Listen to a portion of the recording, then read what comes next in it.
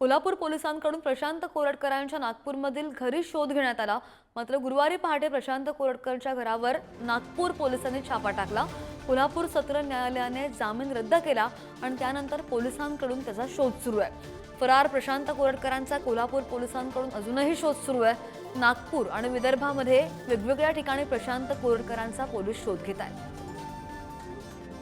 पुन्हा एकदा अपडेट घेऊया। आमचे प्रतिनिधी जितेंद्र आपल्या सोबत आहे। जितेंद्र, जामीन जेव्हापासून फेटाळलाय आणि कधीही अटक होऊ शकते असे जेव्हा आदेश देण्यात आले तेव्हापासून पोलीस शोध घेत आहेत। मात्र प्रशांत कोरटकर फरार आहे। आता कशी शोध मोहीम राबवत आहेत पोलिसांकडून कसे प्रयत्न सुरू आहेत कोरटकराचा शोध घेण्यासाठी?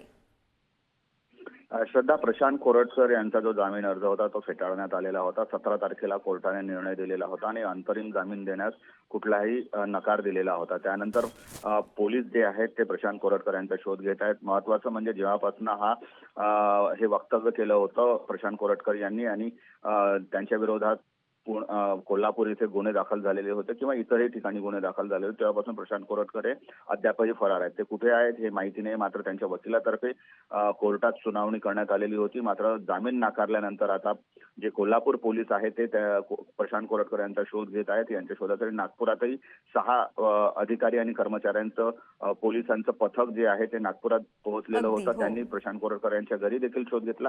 आता प्रशांत कोरटकर मिळून आलेले नाहीये। त्याचबरोबर नागपूर असेल किंवा विदर्भातील काही जिल्ह्यांमध्ये प्रशांत कोरटकर असल्याची माहिती जी आहे ती पोलिसांना आहे आणि त्यानुसार ते आपला शोध घेत आहेत। त्यामुळे नाही, बरोबर आहे, शोध तर पोलीस घेत आहेत। पोलिसांना यश येतं का हे सुद्धा पाहणं महत्त्वाचं असेल। अपडेट घेत राहू जितेंद्र, धन्यवाद दिलेल्या दोनही बातम्यांच्या अपडेटसाठी।